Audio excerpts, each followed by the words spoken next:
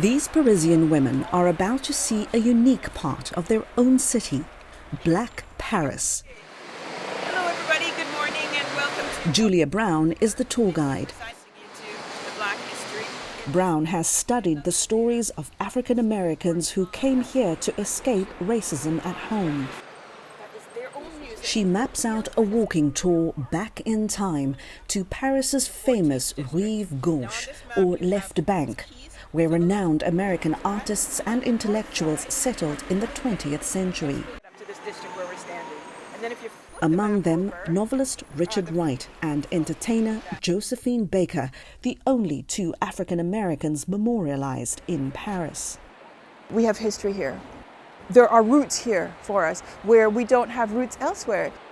It means that people that are thinking that Africa is the only place that they can link back to, no, there's a stop here. Because this is a place where other diaspora members came together and it was an ideal place. So we're in an ideal spot to rediscover and to learn about our history here.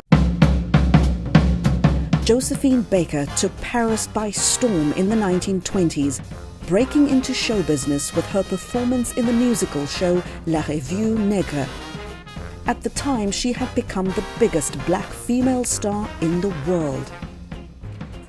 Outside the restaurant Baker once owned, Brown tells us the singer's fame also sparked deep cultural questions. This is the show poster. You know that they've got in their mind black minstrels, right? So when Josephine Baker is part of this show, she represents the epitome of what the French think is black beauty at the time. She redefines what is black beauty. But it's a question she asks herself, what does it mean to be black? Baker's story resonates with tour participant Ursuline Kairson, who moved here from the US and performs where Baker once did.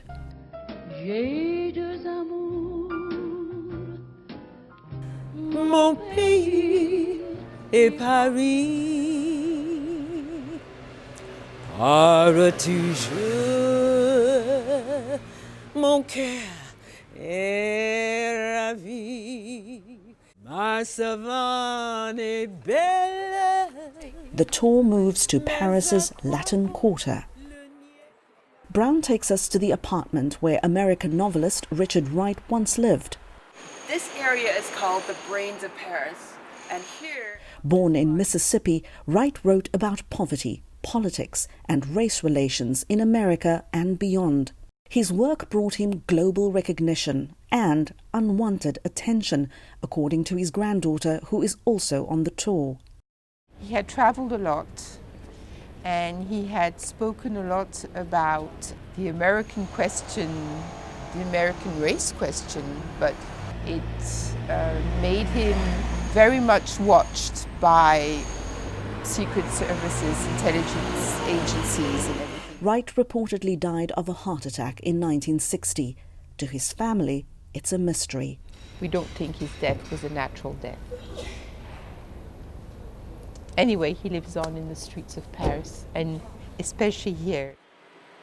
Brown hopes visitors to Black Paris find lasting connections to important history and to those who made it. The influence, the global influence of African American culture that is still here and all around the world. What does that feel like? Because it sure doesn't feel like when you're in the States it feels different, but when you're in here and there's a value to it, that feeling is what they felt in the 1920s, what they felt in the 50s, what they feel now. A feeling familiar to diasporans past and present, that home and history can be found in more than one place. I can't deny that to both I am true. Two loves have I, mon pays est Paris.